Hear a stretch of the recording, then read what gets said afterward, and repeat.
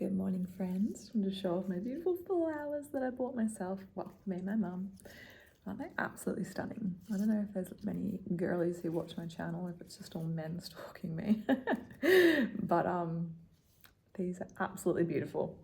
So maybe this is a little hint that you need to buy your wifey or your partner or yourself if you're a woman or a man and you like flowers. Some flowers. I feel like they honestly just make life wonderful. I think because I'm a Libra girly, and we're ruled by Venus, so we have a real appreciation for beauty.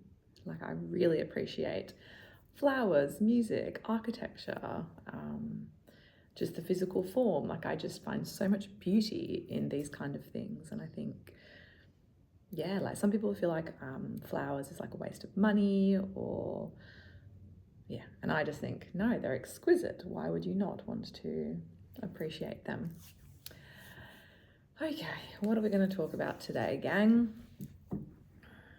I don't even know. I just turned the camera on and here we are. Let me just give you a bit of an update what I've been doing. I feel like I've really been continuously focusing on my health and helping my brain recover. I'm sure some of you probably notice that sometimes I probably sound like dyslexic or my words get a bit jumbled.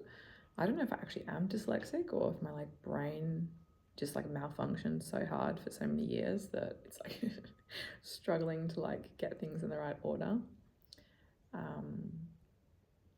But yeah, just a walking contradiction.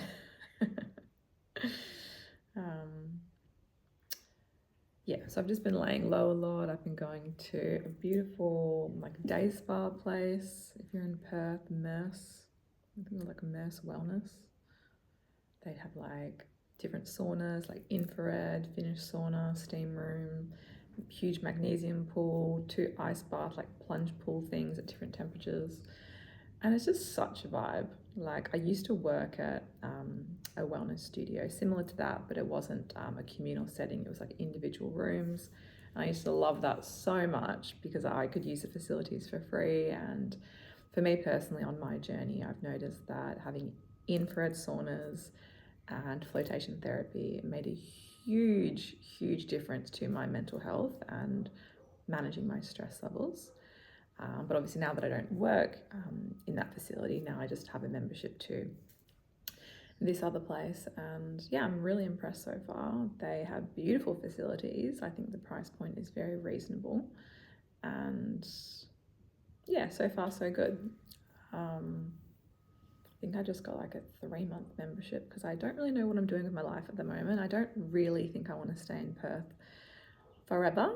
I just I'm taking snail pace steps to figure out where to next. I really want to go traveling or want a little getaway. Even in Perth, I'm should I go down south and just have some time out away from society and other people, just so I can really reset and get some clarity around what I want to do with my life and my next steps, because I have a huge amount of ideas of things that I want to do, and it almost feels like there's just infinite possibilities, which is true, but it's okay, well, how am I going to ground this into reality, the practicality of bringing things to fruition? So I just need to think I just need to take a step back and slow down a bit. So I'm thinking maybe I'll go on a little road trip or just go hide myself away from the world, turn my phone off for a while.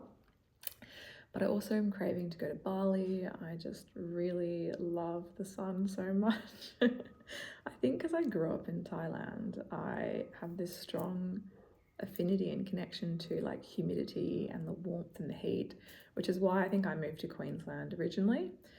Before I decided to move to Queensland, I was tossing up. I'm okay, I'm either going to move to Queensland, Bali, or Brazil or somewhere in South America, because I wanted that tropical heat. And I decided to stay within Australia because I was apprehensive about am I going to continuously have episodes of psychosis? And then I did. So as much as it was awful and awful thing to go through again, I'm grateful that I was in Australia, because at least I could get the medical support that I needed. And as much as I bang on about how awful the psych wards are, and there definitely is room for improvement, I'm like grateful that I even had somewhere that I could go and have a bed and be monitored, etc. Even though I was very chaotic and very bratty in there. That's a whole nother story though.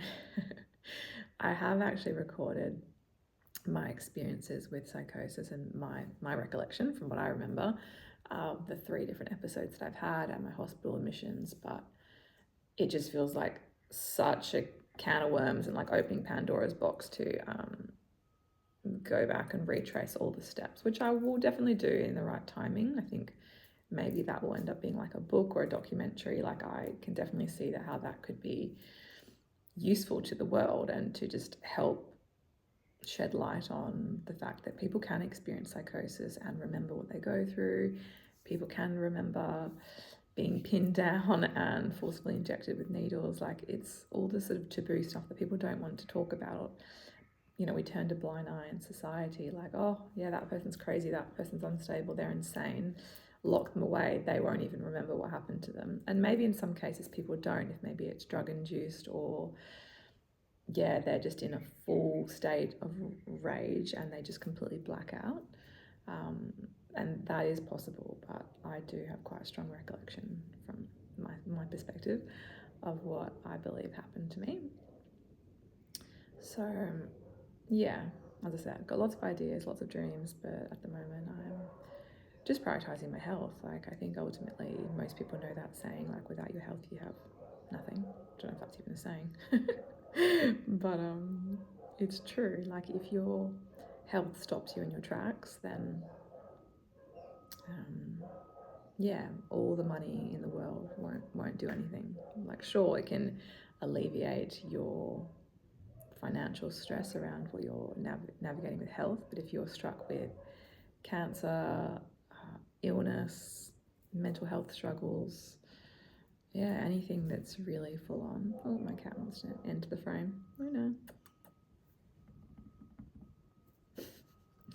Anyways, yeah, if you're struck with anything like that, it really just stops you in your tracks. And even for me now, like I think there's a part of me that's just so ambitious, so driven, and also have such a fire in my belly, like almost like a fuck you to everyone who didn't believe in me. Because there's a lot of people who they say that, oh no, we always believed in me, you always knew that you were going to come through, but hell no, I can see through their bullshit so easily. Like, no, you didn't actually. You didn't. I know there's a few fuckers who are going to be watching this who are going to be like, oh shit, maybe she does know more than we thought. Yeah, there's definitely a few people who tried to, actually a fuckload, who tried to stop me in my tracks, tried to trip me up, and it did work for a while. Trust me, being put in a psychiatric ward 3 times, being told that you're insane, that you're making things up, that's pretty hard to overcome by yourself. Like if everyone's telling you you're crazy, it's not that you believe them, but like, what can you do? It's their opinion, but that's just an opinion at the end of the day. It's not actually true. And I think that I'm just now walking proof that I'm not fucking insane, I'm just intelligent. And yeah, most people who would have been in my shoes wouldn't have survived, wouldn't have made it. Because if you're literally so abused by the system, spiritual attacks, people like mind games and manipulation, of course you're going to permanently think that you are crazy, that you need to be on medications for the rest of your life. And I just call bullshit. Hopefully I'm just one of many who are waking up to the absolute manipulation and mind fuckery that exists within our mental health system and within people within the personal development community who believe they've got the secrets to the universe, yet don't like when someone goes against their plan or their blueprint and how they believe things should unravel and how you get to the top. It's like, oh, so how come she can get to the top without following our blueprint? What does she know? Do we want to learn from her or do we want to keep her locked up? And so I think a lot of people are probably changing their tune about me and realizing, maybe she's not crazy. Maybe she's always been intelligent. Maybe we pretend that we always believed in her, but we actually wanted to keep her within our control so that we always had the trump card. We always had one above her. And I know there's people out there who I personally know, and probably people who watch me now who I don't know, who are like, how can we keep her within our control? Because someone like her is considered too powerful.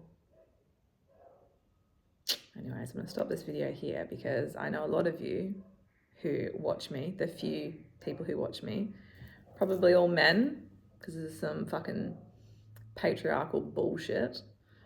But I'm sorry, but women are here to change the world and to teach you motherfuckers a lesson. So, yeah, you better fucking humble yourselves.